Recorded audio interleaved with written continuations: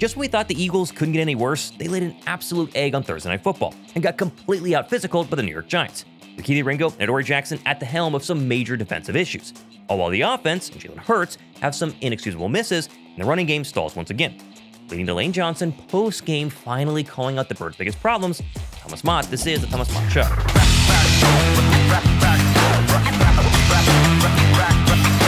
All that talk about a get-right game and getting things fixed following an ugly fourth-quarter loss to the Broncos was, in fact, not true at all, as the Giants went from a floundering 1-4 football team to completely dominating the Birds on Thursday Night Football. From out-physicaling Vic Fangio's unit right from the start to once again exposing the terrible play calling and execution from KP's offense. Philadelphia looks to be in trouble, and the calls of 2023 all over again are ringing louder than ever.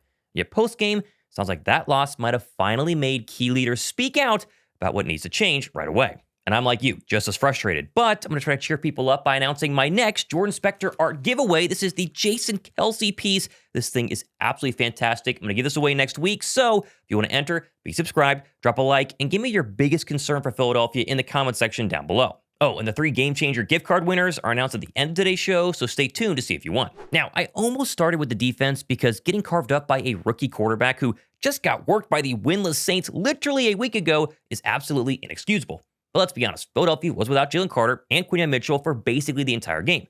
If there's one coach I trust the most on the Birds right now, it's Vic Fangio. Don't get me wrong, I'll get to Kelee, Ringo, and Adoree Jaxson in 1 second, but the offense continues to be my biggest main issue with this football team. And it boils down to 2 main things. Play calling, big problem, and execution as well. And Philadelphia is doing neither of those well right now, and it continued to rear its ugly head on Thursday night, and I don't know if it's going to get better.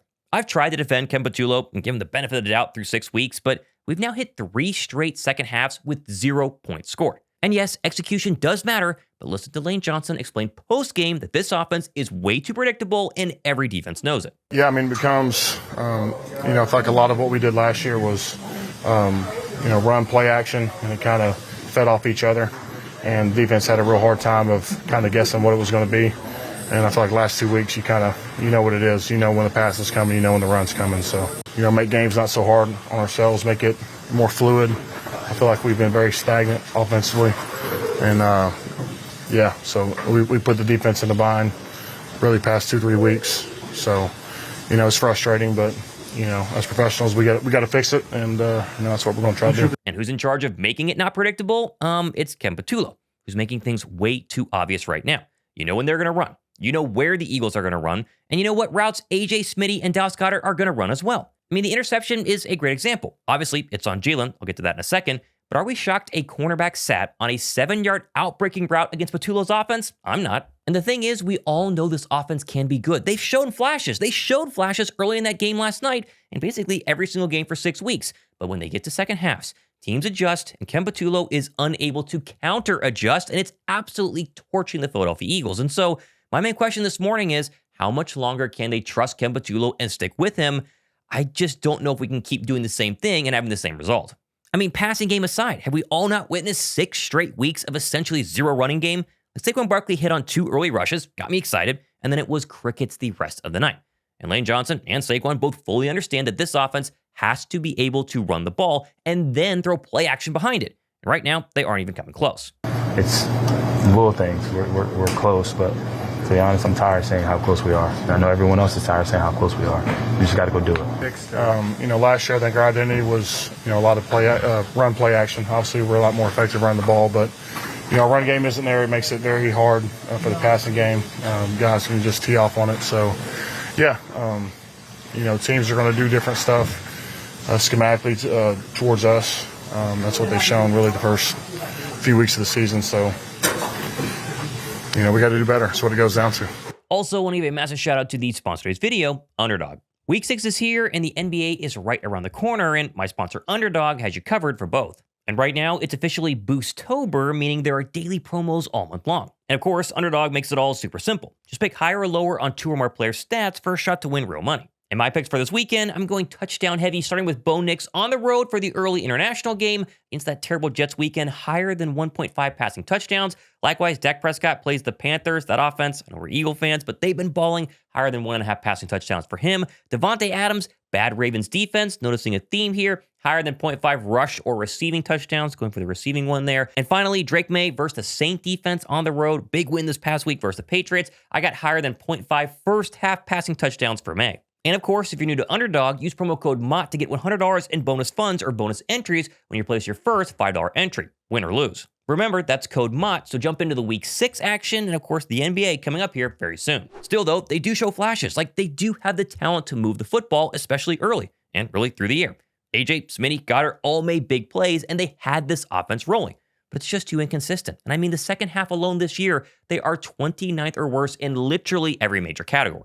Still, though, if there is a positive here, I was a little worried about A.J. Brown post-game. What would he say? And he actually delivered an absolute clinic of a post-game press conference. I thought it was fantastic, and he really was the leading voice in defending Kevin Patullo. I thought this was interesting. Take a listen. We just got to come out there and do our job, and that's all 4 quarters. Like, we got to play a complete game in offense, and we've been struggling to do that at times, and this season. So we have to get it fixed because it's showing up. Because we can't keep putting pressure on the defense and the special teams to dig us out of this hole. You know, at some point we have to carry on with throughout the entire game. So.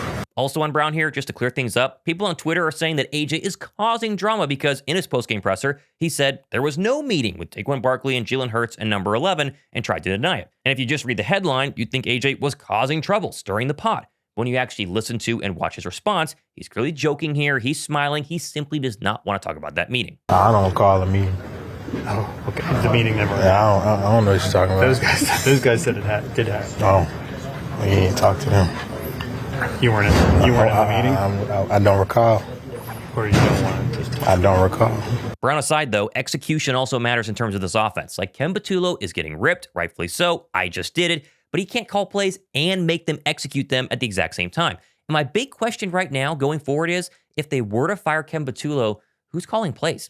I mean, it's another offensive assistant with zero experience like Kevin Patullo, or it's Nick Sirianni. And we've done both of those before, and they haven't really worked out. Well, he's nonstop. You know, I think, honestly, I think he's doing an amazing job. He's trying to get us the ball and talk about things that we may see in the ideas that he has. And, it's nonstop communication. And I know he's getting a lot of scrutiny, but, I think he's doing a good job and keeping this thing going. And that, of course, leads to the other parts of the game that aren't Kevin Patullo's fault, like effort, decision-making, and, of course, missed throws. Patullo can't execute every single play calls on the field. The guys in the locker room did accept and voice that in postgame. I don't know. I'm out there playing. I'm pretty sure you guys have an opinion on that. But, I look at it as football is a lot simpler than what you think. So I think any team is especially at this point, you have a foundation of plays that you run. If you watch film enough, you're going to have an idea of what's coming. We just got to do a better job of executing on those plays. Regardless of whatever identity we're trying to become, I think it comes down to execution whenever we're running the ball or whenever we're passing the ball. So we just got to execute. It's the same thing, same word. We got to execute. It takes great detail, making sure we're in the right play, leveraging ourselves. And so it comes down to execution, and that's something that begins with me. I could have been better throughout the whole evening, and I'll learn from it. And that leads well into Jalen Hurts because he has to run the Kevin Patullo offense, and I've been defending him for the past 5 or 6 weeks, and he played very well early last night, but he made a couple of inexcusable throws, really, really bad misses. And in the end, it came back to bite the Philadelphia Eagles. I mean, you just can't miss this throw to Devonta Smith. It's obvious. He's running wide open by 10+ yards. Hurts hits him. It's a touchdown, and the game maybe goes Philadelphia's way. If we connect with Smitty, maybe it's a different game. There's a play like that you wish you had back each and every time. But no, we just got to be better as an offense, eliminating the negative plays.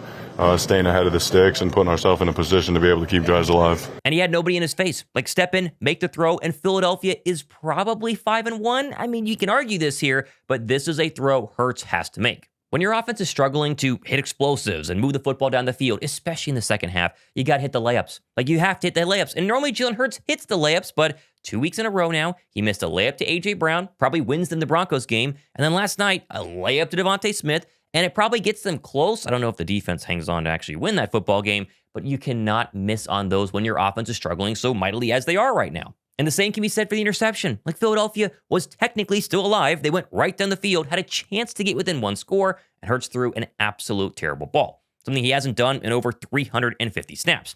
What's worse, though, is the fact that A.J. Brown, if you watch here, was streaking wide open in the end zone. Like, this is an easy touchdown. Jalen Hurts isn't staring down Jahan Dotson of all people, and yet he never even glances to his number one wide receiver, who is supposed to be the read when a defense is zero blitzing him. Again, completely inexcusable from QB1. And I didn't execute well enough, situationally, and obviously can't turn the ball over in the red zone. So I'll look into the tape, and I know, our team will as a group, and we'll be critical of ourselves on that and learn from it. And it's not just those two plays as well. Hurts was bad basically all night long. I mean, watch Brian Baldinger break down literally one play from Thursday night that clearly shows it's not just KP, but number one as well. Obviously, there's issues with the passing game of the Eagles. This is a third down last night.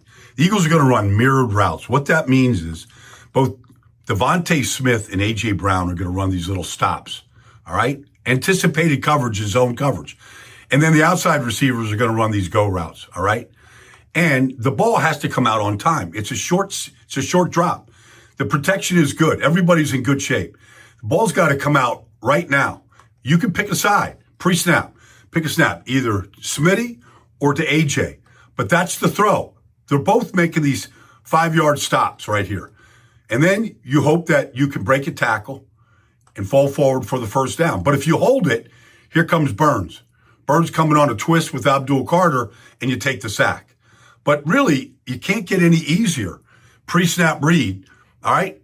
There's AJ and there's Smitty. That's where the ball's got to go. Stick throws. But if you don't make it, you're going to end up on the ground. Again, I'm blaming Kevin Patullo. I wouldn't mind a change. I don't know who you go to, but they also have to execute. And that was the main theme post-game. Besides Lane Johnson saying the offense is boring and that it's predictable, the guys are not executing. They're not blocking well up front. They're not run blocking well up front. Jalen is missing open players. They're not running through all their routes on the outside. I mean, there's so many problems right now on offense that go beyond Kevin Patullo, and it's going to take everybody coming together and making a decision. Like, do you guys want to play Philadelphia Eagle football in the same exact sense as 2024, or is it going to be 2023 all over again? That's the decision they now have to make with 10 days off before they play the Minnesota Vikings. Now, offense aside, we have to at least acknowledge that giving up 34 points to the 1-4 Giants is probably the main reason why they lost. And I know Jalen Carter and Q, they were out, but I really don't care. Like, this defense got worked drive after drive after drive and made Jaxson Dart and rookie Cam Skattebo look like the second coming of Troy Aikman and Emmitt Smith. And the worst part is, really, they got out-physical. I mean, the 2024 Eagles defense, especially in the playoffs, was so physically dominant that teams basically rolled over. This unit, especially on Thursday night, got pushed around by a one-win disaster Giants offense. They out-physicaled us, in moments tonight. And that's just not us. That's not our brand of football, and we gotta fix that. Is that the most disappointing part about this one? The getting out physical? Yeah. I mean, yeah, I would say so. Them, being able to run the ball the way they did. If you can run the ball, it opens up a lot of things, so we just got to look ourselves in the mirror and, be a better defense. I think they were the most physical team tonight, yeah. Does it worry me? No, because we'll be back. We got more opportunities. But I will say this, Philadelphia has two main problems on defense right now. One is the secondary play, the other is the pass rush play, and they technically can be fixed. For example, Philadelphia got very little pressure on Jaxson Dart all night long. And even when they actually got close to him, they failed to bring him down. I obviously think Jalen Carter and Nolan Smith eventually coming back, that's going to help. But I, for one, am fully on board with trading for a serious edge rusher at the deadline because they need to get the quarterback on the ground, and this unit right now is not doing it. I'm also fully on board with benching Kelee Ringo. I think everybody is. Who I think showed once and for all that he is not the guy on the outside for as much as I was hoping he was be that guy. And this wasn't Malik Neighbors or Justin Jefferson. This was the third and fourth string wide receivers having their way against Kelee Ringo all night long. And listen, Adoree Jackson technically was better in coverage filling in for Q, but then you see effort plays like this in the end zone from number 8, and you just wish Vic Fangio could play neither of them the rest of the season. Of course, no Quinyon Mitchell, that's a problem. He can definitely hide a multitude of sins by the opposite cornerback, but I'm right there with the edge rusher situation. They might need to trade for a cornerback right now because it's clearly not Kelee Ringo. Ja'Cory Bennett is hurt, and Adoree Jackson, the effort's just not there in terms of tackling, and so keep an eye out. Next couple of weeks, trade deadline's coming up. Howie's got picks. Will he make a move, though? I will say this, though. The good news is that much like this time last year early on, Vic Fangio can eventually get things figured out. It really is the offense I'm still worried about, not the defense.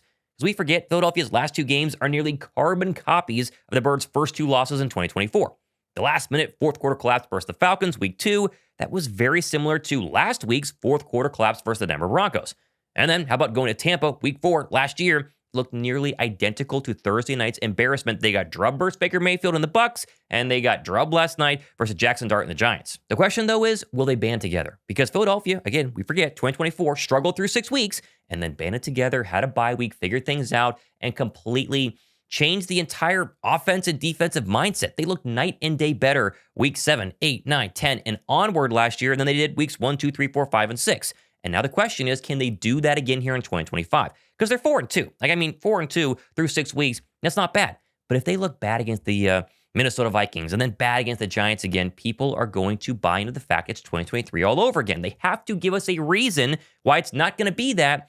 And post-game, they tried, but is it enough to get Eagle fans to buy in? You be the decision maker there. No, I don't think so. I think we're all grown men, and we play in a professional sport, and we got to take accountability. I don't think that's happening, but like I said, just take accountability. Look in the mirror, and it's perfect for these 4 days. A little mini break. Get away from each other from a little bit. Sometimes that's good.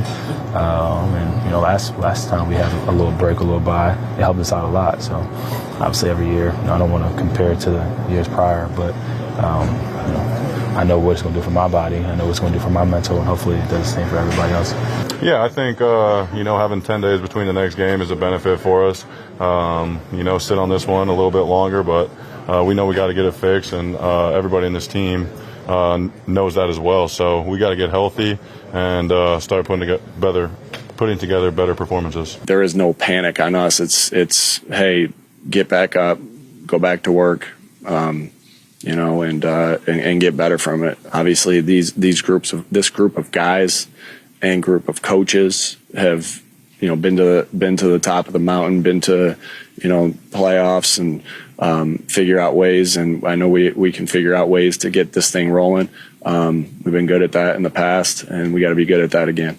In the end, though, Thursday night's loss, it's hard to swallow, and it's going to sit with us for 10 straight days. But at least they have a mini bye. At least they can hopefully get healthy. And even though they lost to the Giants, the next 2 games, Vikings and Giants, should be winnable. If we can just roll into the bye week, sitting here 6-2, after some impressive wins, not nail-biters where they don't score in the second half, we're going to feel a lot better. But they have a lot of work to do. They have a lot of work to do with the offensive line, a lot of work to do with play calling, a lot of work to do with the running game, a lot of work to do with passing game, route concepts, throws down the field, defensively. Secondary, linebacker play wasn't good on Thursday night. The front four is getting no pressure. There's a lot of problems. And the question is, are they going to band together and figure things out or not? And we're going to sit back and wait and see, because we're only 6 games in. It took time last season to get it rolling. They have the players to do so. I firmly believe in that. But I do think it's not looking good right now. And my question is going to be, what's it going to look like next week? Because if they lose to the Minnesota Vikings, people are going to really abandon ship, and they might have to make some serious coaching changes as well. But at 4-2, you got to sit back and hope you get to 5-2 and take it one single game at a time. Now, as promised, the 3 winners from the past 2 videos comment section for the Game Changers gift card giveaways. Randomly selected were Bayou Boy Mo, at Damian Mincy 4439, and at Body of Water _. So, guys, go down below to my description box, send me an email, prove it's you. I'll send those coupon codes, $50 off your order to you guys as soon as possible. And of course, plenty more giveaways happening, including next week, the Jason Kelce Spectre Sports Art giveaway here. It seems fantastic. I'll link it down below in my description box as well. Tough loss. I'm with you guys. I guess we have to enjoy the weekend now. Goodness gracious, that was ugly on Thursday night. I'm Thomas Mott. This has been the Thomas Mott Show.